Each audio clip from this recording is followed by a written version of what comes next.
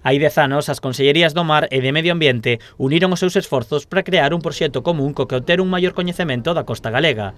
Deste xeito, Meteo Galicia, Intecmar e Cetmar comezaron a traballar xuntas no Observatorio Costeiro Integral de Galicia.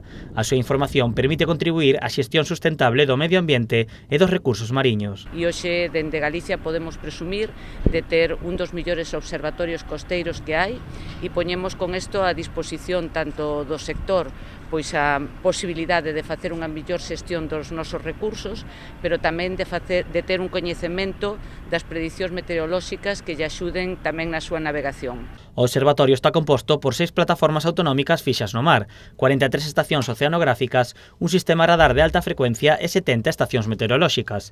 As conselleiras visitaron hoxe a estación de Cortegada, unha plataforma na que se teñen datos tan importantes como a temperatura do mar, o nivel de salinidade, a forza das correntes e o ruído mariño. As temperaturas, a salinidade, esos son termos que sempre temos en riba da mesa, pero ao mesmo tempo eso supón que facer.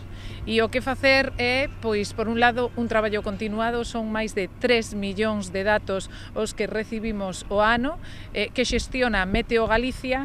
Toda a información obtida é utilizada para establecer as estrategias medioambientais e pesqueiras. E eses datos, ao final, son utilizados, por un lado, para as políticas medioambientais.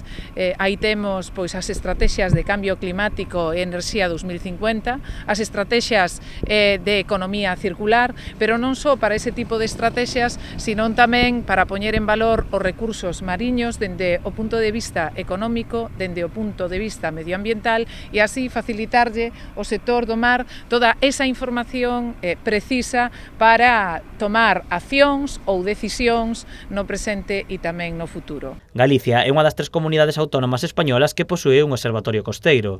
Dende o centro tamén colaboran con outras institucións autonómicas e do norte de Portugal, a través da Rede Raya, dentro da Eurorrexión Galicia, norte de Portugal.